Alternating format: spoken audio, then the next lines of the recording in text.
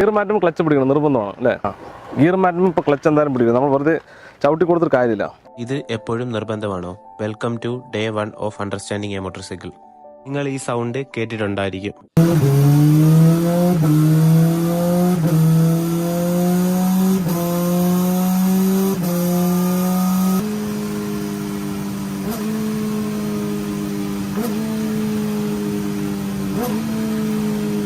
എന്താണ് ഇവിടെ സംഭവിക്കുന്നത്? ഒരാൾ അഗ്രസീവായിട്ട് അപ്പ് ഷിഫ്റ്റും ഡൗൺ ഷിഫ്റ്റും ചെയ്യുന്നു, അതും clutch പിടിക്കാതെയും throttle cut ചെയ്യാതെയും.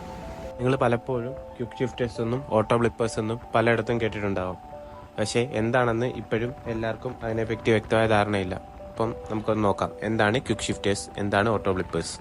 Clutch use ചെയ്യാതെ സീംലെസ് ആയിട്ട് അപ്പ് ഷിഫ്റ്റ് ചെയ്യാനും ഡൗൺ ഷിഫ്റ്റ് ചെയ്യാനും നമ്മളെ അസിസ്റ്റ് ചെയ്യുന്ന ഒരു ടെക്നോളജിയാണ് ക്വിക്ക് ഷിഫ്റ്റ്. അപ്പ് ഷിഫ്റ്റ് ചെയ്യുന്നതിനെ ക്വിക്ക് ഷിഫ്റ്റർ എന്നും ഡൗൺ ഷിഫ്റ്റ് ചെയ്യുന്നതിനെ ഓട്ടോ ബ്ലിപ്പർ എന്നുമാണ് പറയുന്നത്. ഇത് കോമൺലി കണ്ടുവരുന്നത് റേസിംഗ് ബൈക്സിലാണ്.